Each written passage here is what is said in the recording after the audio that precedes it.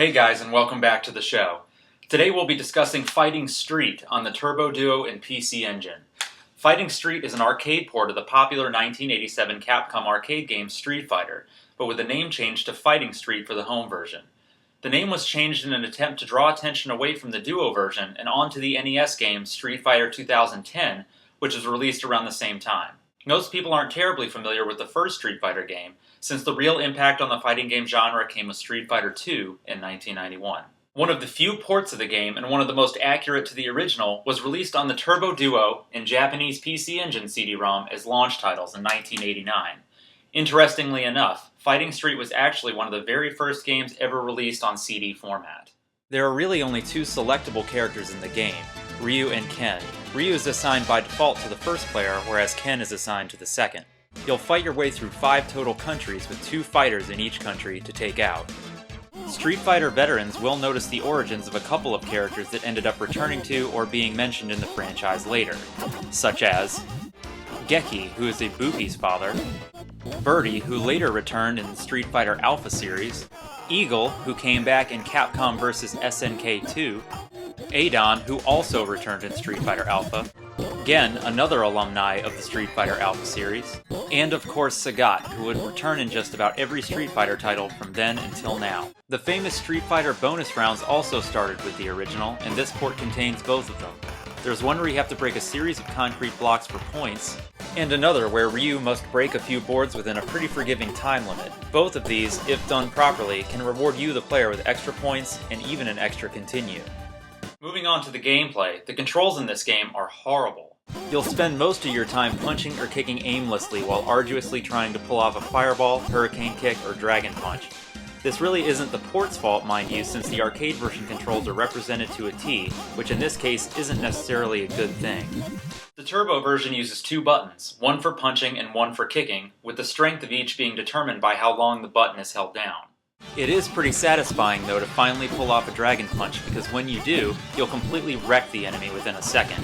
See, the special moves in Fighting Street can take off close to half of an enemy's health bar most of the time, and can end the fight within a second. Here's a tip to make the game a million times more playable. Get a high score and enter your initials in the top 10 screen as .SD. When returned to the title screen, hold left on the D-pad, buttons 1 and 2, and then hit select. You'll see the screen flash, and you'll notice that your continues have been increased to 7. Now, once you pick your country, you're offered a stage select, and all of the special moves in the game are now done easily. A fireball is done by tapping forward and select, a hurricane kick by tapping back and select, and a dragon punch by holding the down forward diagonal and tapping select. This will make the game a cinch to finish, and makes the Thailand section of the game no problem.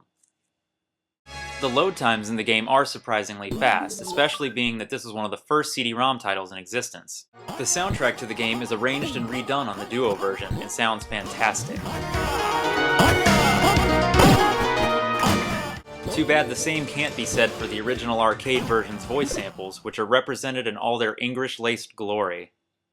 Just take a listen to this little bit of dialogue that you'll hear after every single fight. Don't forget the American all over the world. Yeah. Here's another tip for those who don't already know.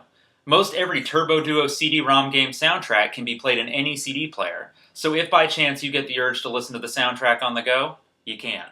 The graphics in the game are expertly represented from the arcade version, and the backgrounds look good.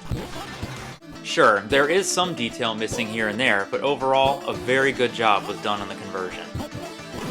The 2-player option is lacking, being that you can only play as Ryu or Ken, and the winner is taken to the next battle in single-player mode, which, in essence, is the exact same as the arcade version. Fighting Street is not a great game. It's barely a good game, and hard to recommend to anyone without them playing it and trying to have you committed. It's great for nostalgia, and to see where the world-famous series got its start. Street Fighter veterans owe it to themselves to give the game a shot, just do it with regard to the year it was made and with a giant grain of salt.